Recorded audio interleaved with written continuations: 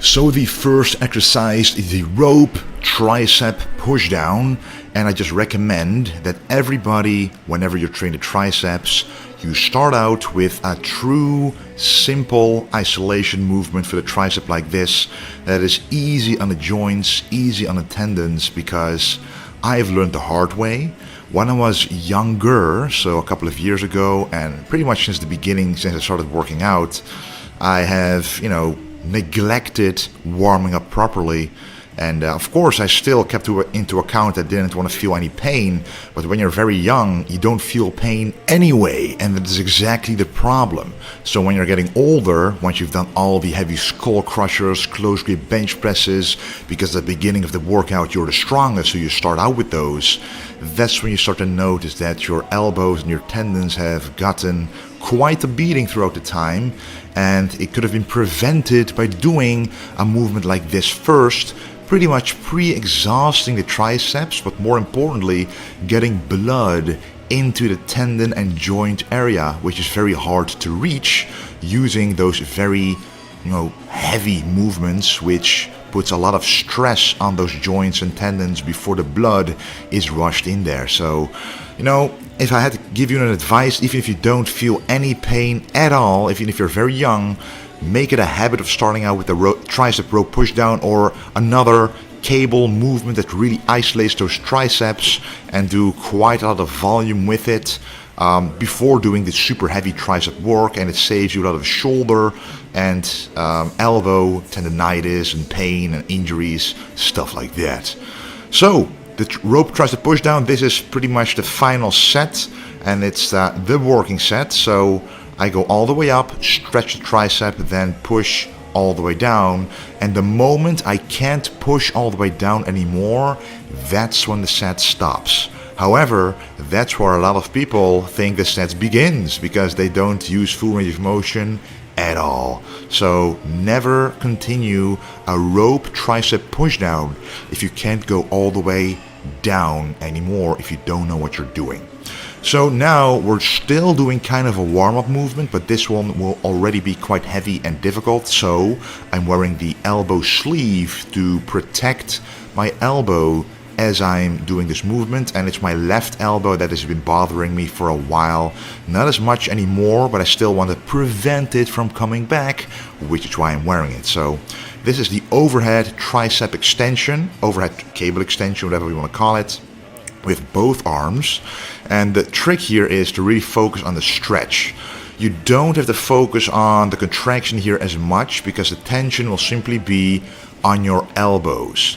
Because if you look, when I go all the way up, I can simply keep my arms straight, and the tension is all on my joints and not on my tricep. What you want in bodybuilding is the tension to be constantly on the muscle. You have to challenge the muscle as much as you can. So I go all the way down, feel the maximum stretch, then go up to about 90%, and before I start to feel the tension disappear, I go back down.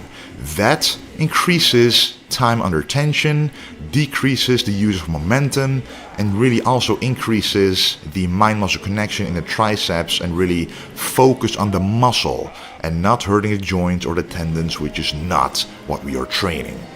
After those two movements, we are starting to do some heavier tricep work, some more demanding tricep work. Normally, I like to do tricep dips like this in, for example, the ATX belt squat machine, where you can also use a belt around your waist to do these dips.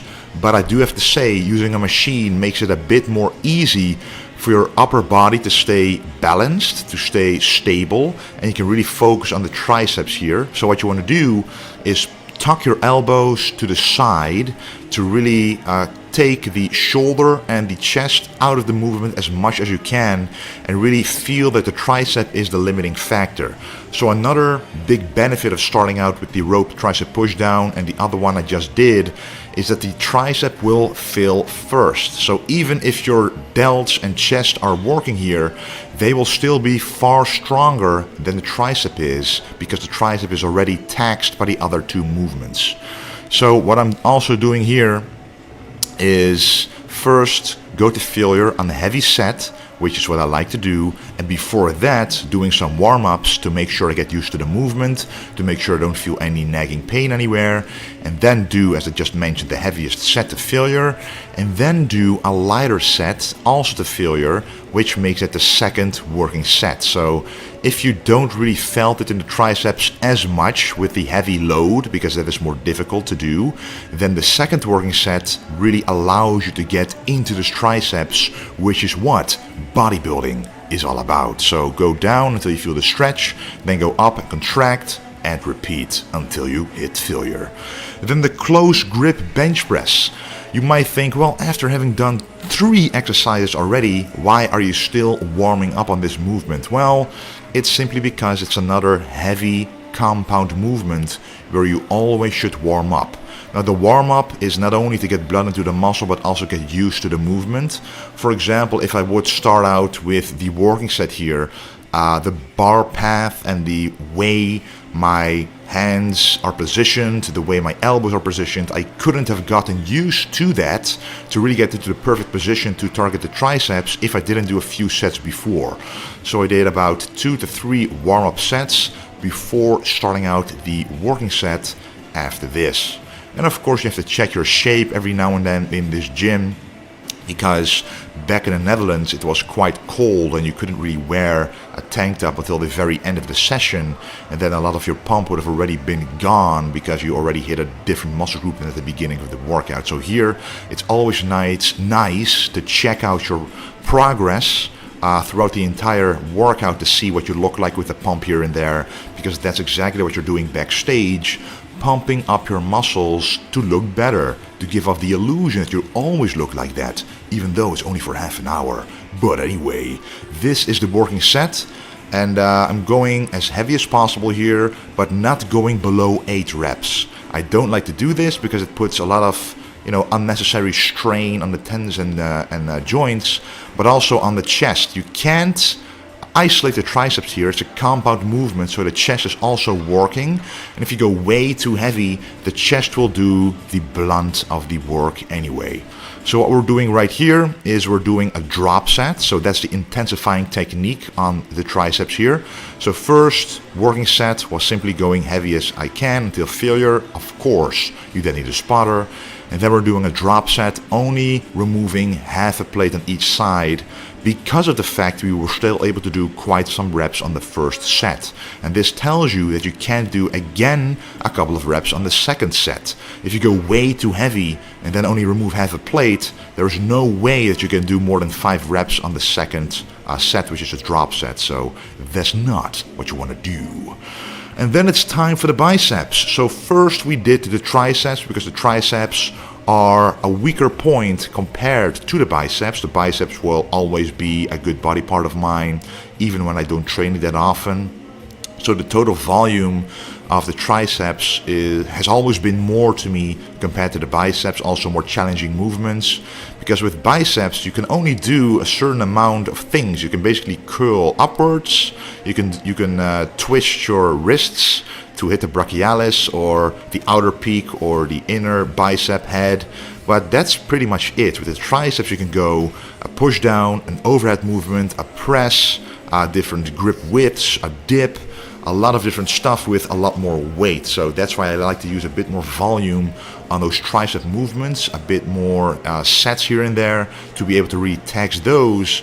And because the biceps are already a strong point, I like to hit the true basic with those as well. So this is the alternating dumbbell curl. And here, because it's the first movement for the biceps, I still like to warm up quite a lot. Even though my body feels warm, I feel hot, I feel a lot of blood in my arm, I still want those biceps to be warmed up, because the bicep tendon, the distal bicep tendon, which is the tendon that is attached from the forearm to the bicep, is very sensitive to not being warmed up. And I know this because when I train the back and I don't warm up properly and I go too heavy, the tension might accidentally shift to the biceps, and then the distal bicep tendon gets inflamed, and I actually had a minor injury in the left side, for a long time a few years ago. And trust me, that's not what you want, because then every single bicep movement and every back movement as well is impaired. That's not what you want as a bodybuilder, because you want to do every single exercise without feeling pain. After the alternating dumbbell curl, we're doing the easy bar curl or easy curl bar. So this one is pretty cool as well. So some gyms have pre-weighted barbells like this. It takes a lot of less effort to then use those barbells, because normally you have a barbell and you have to put the weights on yourself. Normally you don't even think about this, but when you're in prep, you want to do as least effort as possible in between sets, just to be able to do the set itself, which is this movement right here. So the grip is about shoulder width, just a regular grip, and I go to failure here pretty quickly. I think I only did one warm-up set here, maybe two. I'm, by the way, not including every single warm-up here because it will be boring to watch. I will be including, and I am including, all the working sets, because that's what matters. Those are what counts. So this one is the preacher as bar curl, easy bar curl, and it's a different version from the regular preacher curl because the angle is straight down. It makes it a lot more difficult compared to a regular preacher curl, because the regular preacher curl is an angle. If you go all the way up, the tension could still disappear. But when you're hanging down like this, straight down, the tension is maximized when you're going all the way up, which is what makes this a great movement for sure. I used to do this movement as well at Pure Fitness. A few years ago, I actually started my channel. So my very first video on this channel is in that gym, and in 2016 I have put a lot of videos up training the biceps using this exact movement, which built up a lot of my bicep peak size. And so it's a great way to really feel those biceps. And by the way, this is a close grip. And the closer the grip is, the more to the outside of the bicep you target, and the bigger the bicep peak will be. And because arms on their own aren't enough, we are adding some shoulder movements. So the side and rear delts will be trained. No front delts, because in my opinion, they are developed enough already. And I don't want to add any unnecessary fatigue to my body, to a body part that doesn't need extra developing when you're already working it when you're training the chest. And that's not what I want to waste. So the side delts, however, and the rear delts can never be big enough. So you can see here, I'm using the machine version. Normally I would do a side dumbbell lateral raise, but I don't have this machine at my disposal at the gym, at 100% Fit Gym where I normally train, which is fine, but when you do, it's always nice to try it out. And because I know I've done this movement quite a lot in different gyms, and I know it feels really great. I know I can isolate the side delts here. And the benefit of being lean is that you can see the striations in the delts telling you that the tension is constant. So if my delts would suddenly change shape, if they would stop showing striations, if they would stop showing contractions, that's when you know the tension is lost, and that would be a bad way of performing this movement. So the volume is always going to be high on side delt movements. So always 15 to 20 reps. To make sure that a lot of blood is rushed into that muscle without the traps doing the work, because the heavier you go, the more the traps will be inclined to help the side delts lift the weight. And it's very difficult to isolate those traps from the movement then, because the weight is so heavy. So if you're a beginner and you want bigger side delts, you should stick to lighter weights and higher volume, at least 15 to 20 reps. Now this was my first working set, and the second one will be interesting because that's the exact opposite of what I just told you guys.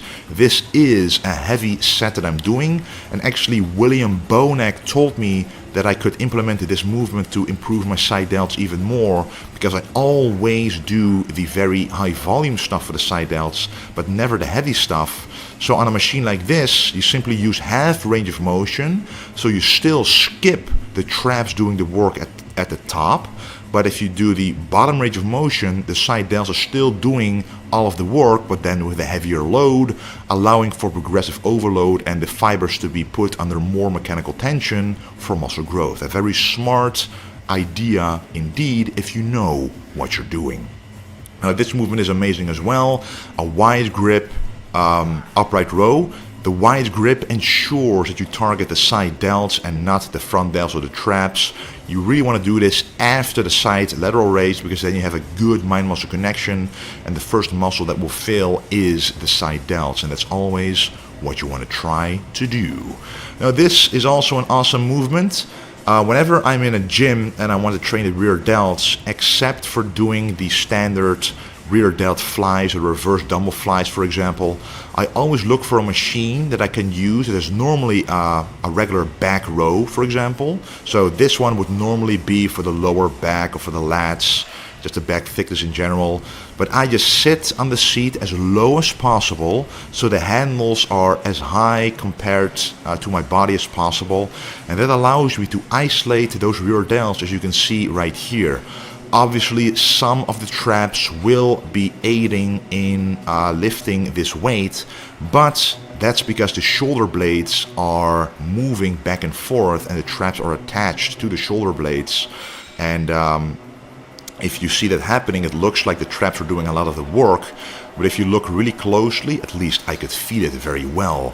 I am truly targeting those rear delts, and the thing that goes to failure is the rear delts. You can see them popping out of the back, and the only way to get good, round, big rear delts is to isolate them like this, put a lot of blood in them. The weight shouldn't be too heavy, but the volume should be quite high. Pretty much the same principles as the side lateral raises, so the side delts and the rear delts to me should be trained in the same way. And a lot of people skip the rear delts.